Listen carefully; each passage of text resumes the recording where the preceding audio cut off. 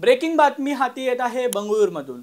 बंगळुरू येथील M Chinnaswamy stadium बाहेर royal challengers Bengaluru म्हणजेच आरसीबीच्या IPL 2025च्या विजयाचा उत्सव साजरा करण्यासाठी आयोजित केलेल्या मिरवणुकीदरम्यान आतापर्यंत चेंगराचेंगरीत किमान 10 जणांचा मृत्यू झाल्याची बातमी समोर आली आहे आणि 50हून अधिक जण जखमी झाले आहेत।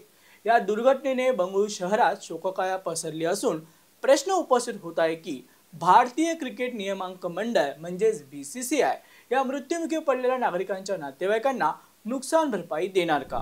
रॉयल चॅलेंजर्स बंगलोरनं 3 जून 2025 रोजी अहमदाबाद येथे झालेल्या IPL 2025च्या अंतिम सामन्यात किंग्स 11 पंजाबचा 6 धावांनी पराभव करून आपलं पहिलं IPL विजेतेपद पटकावलं।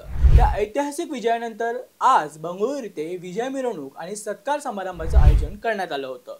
मिरवणुकीसाठी हजारो चाहते विविध भागातून चिन्नस्वामी स्टेडियमवरती आले, मात्र प्रचंड गर्दीमुळे आणि अपुऱ्या नियोजनामुळे स्टेडियम बाहेर चेंगराचेंगरी झाली, ज्यात 10 जणांचा मृत्यू झाला आहे आणि अनेक जण जखमी झालेत।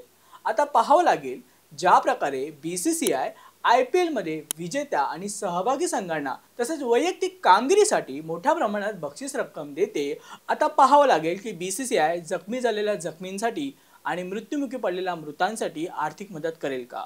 अशाच निर्भीड बातम्या पाहण्यासाठी पहा जागृत, राहा जागृत। जागृत महाराष्ट्र न्यूज चॅनलला आता आपण ट्विटरवरती देखील फॉलो करू शकता। तसेच जागृत महाराष्ट्राच्या वेबसाईटला भेट देण्यासाठी गुगलवर टाईप करा www.jagrutmaharashtranews.com। तसेच जागृत महाराष्ट्राला ट्विटर, इंस्टाग्राम, फेसबुक आणि यूट्यूबला फॉलो करा। तसेच बातम्यांना लाईक आणि शेअर करायला विसरू नका। धन्यवाद।